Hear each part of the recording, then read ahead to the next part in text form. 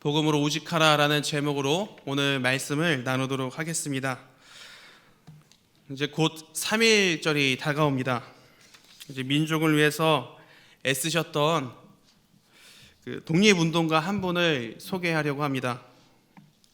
나는 씨앗이 땅속에 들어가 무거운 흙을 들치고 올라올 때 제 힘으로 들치지 남의 힘으로 올라오는 것을 본 일이 없다.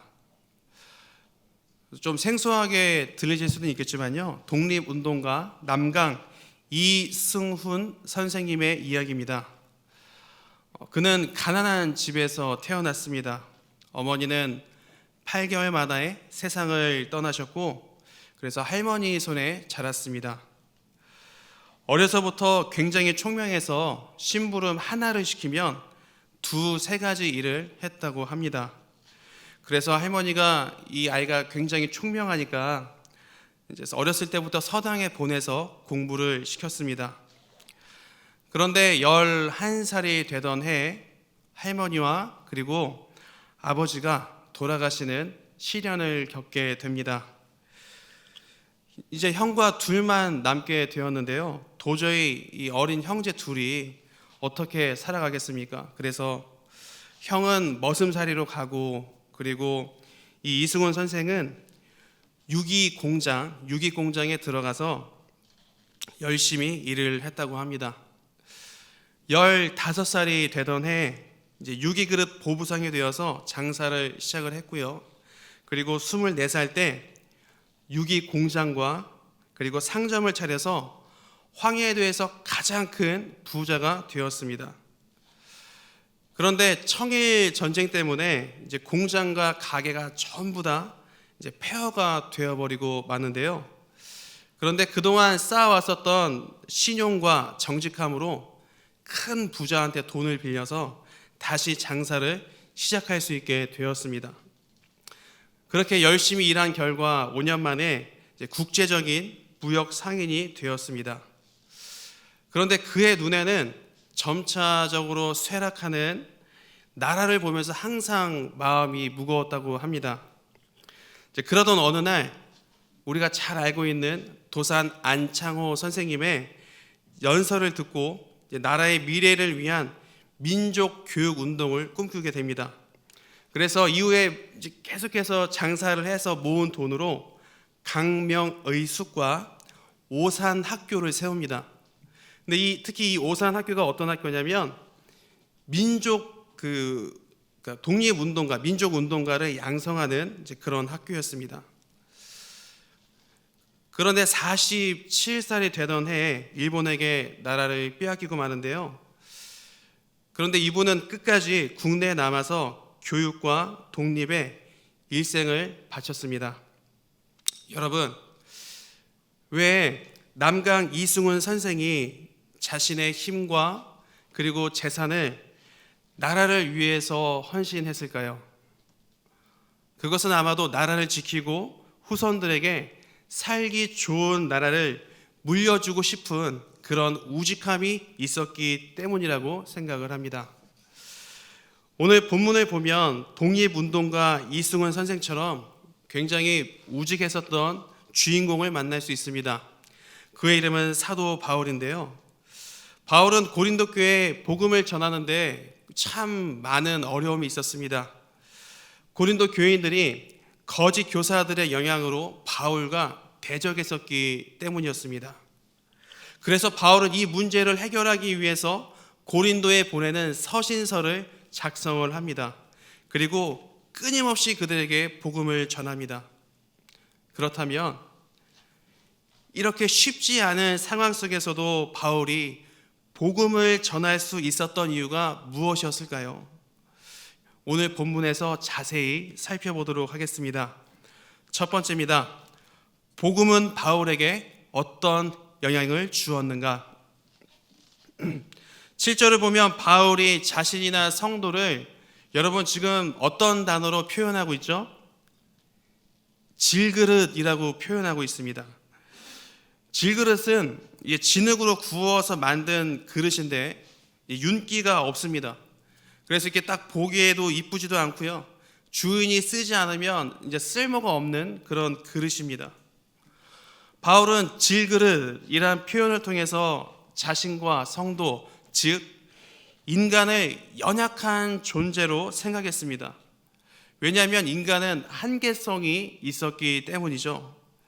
그러나 바울은 스스로 연약하고 한계성이 있는 인간이었지만 고린도 교인들에게 복음을 전할 수 있었던 이유를 다음과 같이 고백하고 있습니다.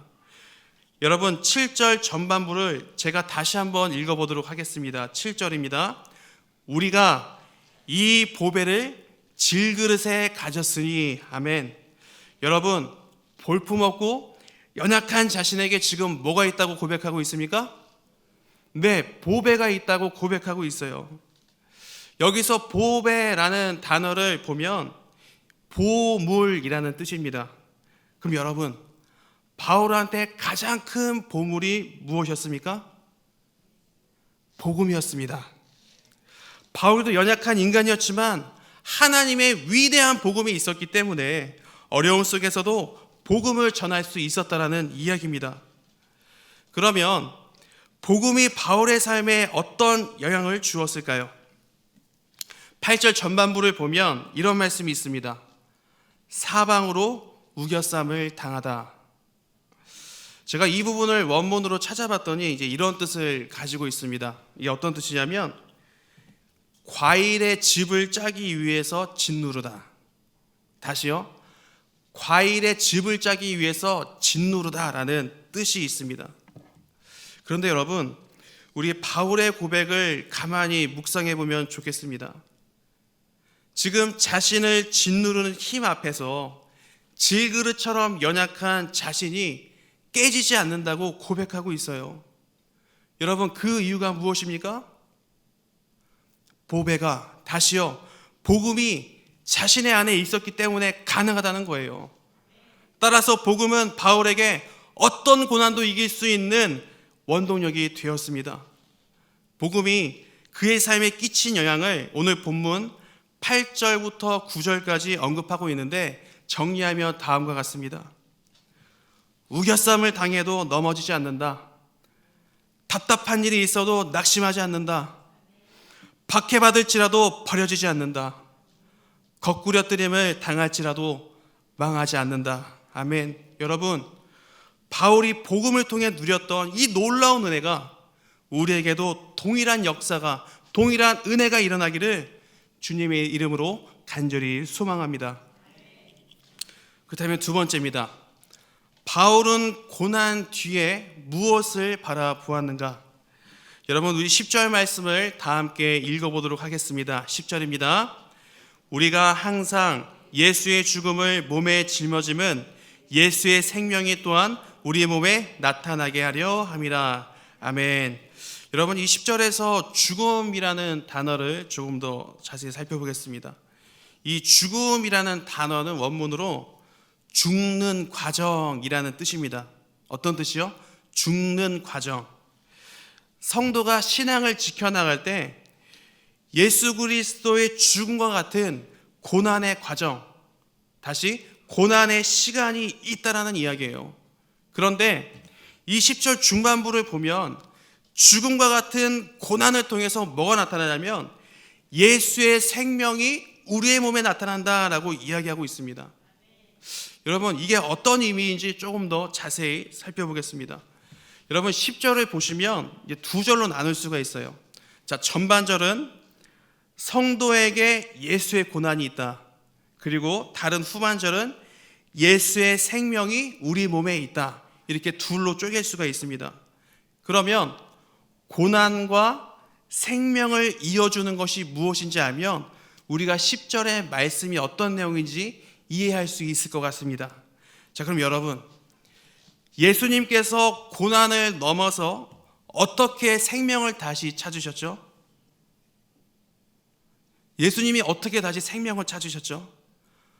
고난의 십자가를 지나고 부활하심으로 생명을 다시 찾으셨습니다. 따라서 이 땅에 있는 동안 십자가 같은 고난을 인내한다면 저 앞으로 있을, 미래에 있을 부활을 통해 영원한 생명이 주어진다라는 말씀이에요. 바울은 고난 뒤에 있는 영원한 생명이 있다라는 것을 알았습니다. 그래서 많은 고난들이 있었지만 모두 이겨낼 수가 있었어요. 이와 같은 사실을 14절에서 더 선명하게 우리에게 보여주고 있습니다. 14절입니다. 주님이 다시 오실 때 우리도 함께 서 있는 영광스러운 미래를 바라보았기 때문에 고난을 이겨낼 수 있었다. 아멘. 여러분, 이 14절의 고백이 우리에게 어떤 위로가 될까요? 하나님의 자녀들에게 일어나는 고난은 패배가 아니라 그리스도의 생명을 소유하는 과정인 줄 믿습니다. 그러므로 삶의 어려움 앞에 무릎 꿇지 마시기 바랍니다. 바울처럼 십자가 뒤에 있는 저 영광을 바라보며 고난을 이기시는 우리 모든 성도님들이 다 되시기를 주님의 이름으로 간절히 소망합니다. 마지막 세 번째입니다. 바울은 자신에게 닥친 고난을 어떤 시각으로 보았는가? 제가 16절을 끊어서 한번 읽어보도록 하겠습니다. 16절입니다. 낙심하지 않는다. 우리의 겉사람은 낡아진다. 속사람은 날로 새로워진다. 아멘. 바울은 자신이 낙심하지 않는 이유를 속사람은 새로워지기 때문이다 라고 지금 고백하고 있습니다. 여기서 겉사람은 언젠간 죽을 이제 우리의 이 육체를, 눈에 보이는 육체를 말합니다. 그리고 속사람은 우리 눈에 보이지는 않지만 예수를 통해 변화된 사람을 의미합니다. 사람은 누구나 시간이 지날수록 나이를 먹습니다. 그리고 결국 죽게 되죠. 따라서 겉사람은 지금 바울이 이야기한 것처럼 낡아집니다. 하지만 속사람은 시간이 지나면 지날수록 하나님의 말씀을 통해 성장할 수 있습니다. 이 16절의 말씀을 통해 바울은 고난을 이겨내는 삶의 지혜를 발견한 것으로 보입니다. 왜냐하면 저는 이렇게 정리해봤는데요. 무게의 신앙을 발견했기 때문입니다. 이게 무슨 이야기냐면 여러분, 저와 우리 최철호 목사님과 비교해보면 누가 더 무거울까요? 최철호 목사님이요? 네, 제가 훨씬 무겁습니다. 자, 우리 이런 무게의 개념을 가지고 17절을 우리 다시 한번 보도록 하겠습니다. 바울이 지금 환난에 대해서 이렇게 이야기하고 있어요. 환난은 가볍다. 그러나 영원한 영광은 어떻다? 무겁다. 바울은 현재 자신이 당하고 있는 환난이 저 미래의 영광에 비하면 지금 훨씬 가볍다고 생각하고 있는 거예요. 그럼 여러분, 바울이 환난 앞에서 이런 무게의 신앙을 가질 수 있도록 도왔던 것이 있어요. 그럼 그게 무엇일까요? 18절에 답이 있습니다. 여러분, 우리 18절을 제가 읽도록 하겠습니다. 우리가 주목하는 것은 보이는 것이 아니요 보이지 않는 것이니 보이는 것은 잠깐이요 보이지 않는 것은 영원함이라. 아멘. 그럼 여러분, 눈에 보이지 않는 저 영원함을 바라볼 수 있도록 돕는 것이 무엇일까요? 우리에게도 있는 거예요. 바로 믿음입니다. 바울은요, 믿음이 있었기 때문에 자신 안에 보배가 있다라는 것을 확신할 수가 있었고요. 바울은 믿음이 있는 사람이었기 때문에 그리스도의 생명을 소유할 수 있었다고 믿었습니다. 그리고 바울은 믿음이 있었기 때문에 지금 환난이 가볍다고 느낄 수 있었습니다.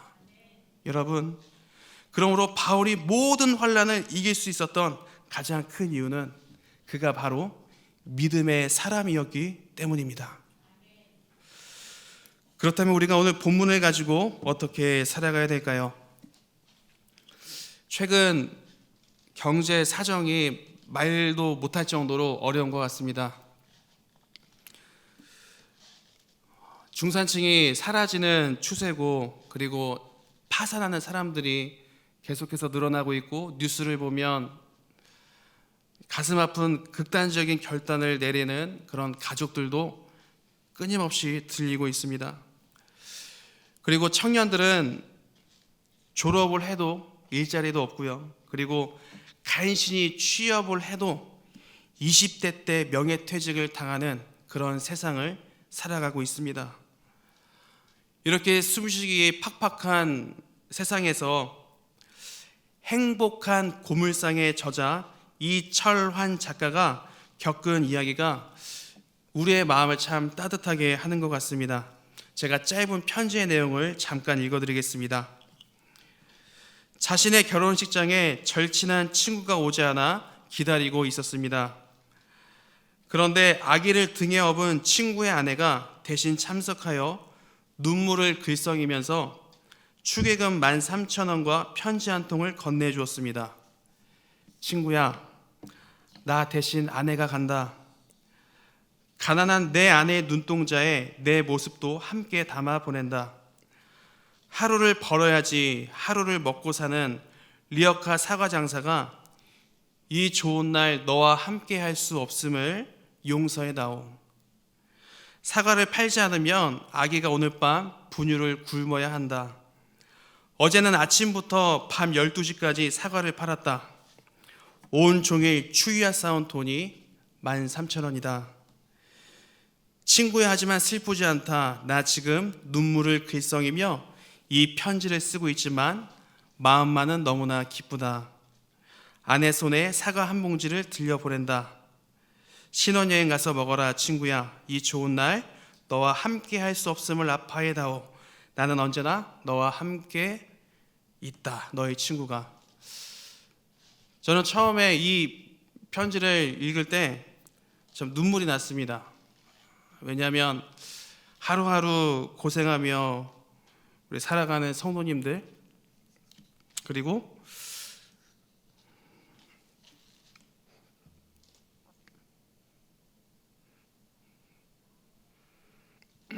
우리 부모님들이 생각이 났기 때문입니다. 일반적으로 많은 사람들이 이 물질 문제 때문에 힘들어합니다. 기독교인들도 마찬가지인 것 같아요. 특히 이 재물의 문제는 우리 피부에 가장 빨리 와닿기 때문에 삶이 힘들어지면 믿음도 떨어지는 모습을 쉽게 볼 수가 있습니다. 여러분, 이 세상은 우리를 8절의 말씀처럼 세상이라는 틀에 넣고 엄청난 힘으로 짓누르고 있습니다. 세상의 짓누른 힘 앞에서 많은 기독교인들이 무릎을 꿇고 아파하며 신음하고 있습니다. 그러다 이런 상태가 지속이 되면 신앙이 무너지게 되죠. 그런데 오늘 본문을 묵상해 보니까 참 우리에게 큰 위로를 주는 것 같습니다. 예수 믿는 자 어떻게 살아야 하는가? 이것에 대한 삶의 방향성을 보여주기 때문입니다. 바울은 연약한 사람을 질그릇으로 표현했습니다. 하지만 쓸모없고 그렇게 연약한 질그릇이 쓸모있게 되었어요. 그것이 언제 가능했을까요? 오늘 본문의 주인공 바울의 모습에서 답을 찾을 수 있었습니다. 질그릇과 같은 연약한 인생 안에 복음, 즉 말씀이 있을 때 그것이 가능했습니다. 사도 바울이 경험했던 고난과 그리고 지금 우리가 경험하는 고난은 분명히 다릅니다. 하지만 확실한 것은 우리가 경험하는 고난의 무게가 앞으로 다가올 영원한 영광보다는 가볍다는 거예요. 따라서 기억하십시오. 질그릇과 같은 내 안에 말씀이 있으면 우겨쌈을 당하더라도 넘어지지 않습니다. 답답한 일이 생기더라도 낙심하지 않고요, 박해받더라도 버려지지 않습니다. 그리고 거꾸러뜨림을 당하더라도 망하지 않습니다. 여러분, 세상에 어떤 문제들이 나의 삶을 강력하게 짓누르고 있습니까? 당장 내 눈앞에 있는 어려움만 보고 주저앉거나 낙심하지 마시기 바랍니다. 주님 안에서 앞으로 다가올 영원한 영광과 생명에 소망을 두면 어떻겠습니까? 말씀에 순종하는 자에게는 어떤 삶의 문제도 넉넉히 이길 힘을 주님께서 보배와 영원한 생명의 약속과 믿음을 통해 우리에게 주실 줄 믿습니다. 그러므로 질그릇 같은 내 안에 복음이 왕노릇함으로 세상의 어떤 고난에도 흔들리지 않는 우직한 믿음의 소유자들이 다 되시기를 주님의 이름으로 간절히 소망합니다.